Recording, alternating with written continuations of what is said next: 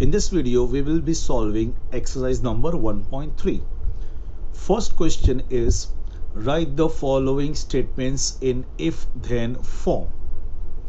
First one, the opposite angles of a parallelogram are congruent.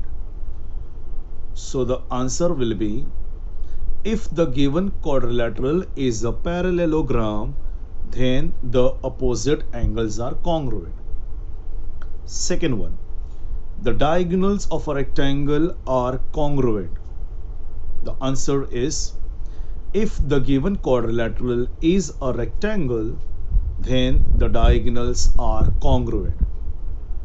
Third one, in an isosceles triangle, the segment joining the vertex and the midpoint of the base is perpendicular to the base. Now this can be written in if-then form in two ways.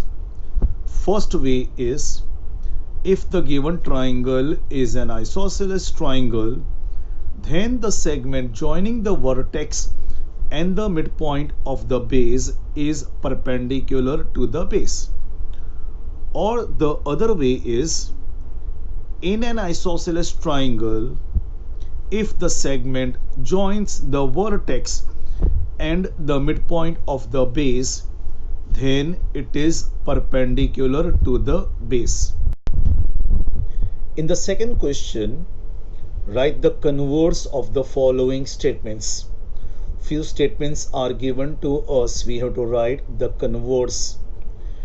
Now, to write the converse of any given statement, that statement should be in if-then form. If the statement is not in if-then form, make it as if-then form, and then you can write its converse. First one, the alternate angles formed by two parallel lines and their transversal are congruent.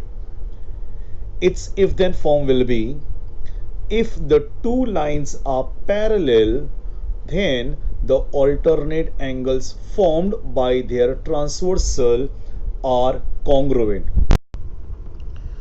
Now its converse will be, if the alternate angles formed by the transversal are congruent, then the two lines are parallel. Second one, if a pair of interior angles made by the transversal of two lines are supplementary, then the lines are parallel. Now this statement is already given in if-then form, so writing its converse will be very easy. Its converse will be, if the lines are parallel, then a pair of interior angles made by the transversal are supplementary. Third one is, the diagonals of a rectangle are congruent. So first we need to write this in if-then form.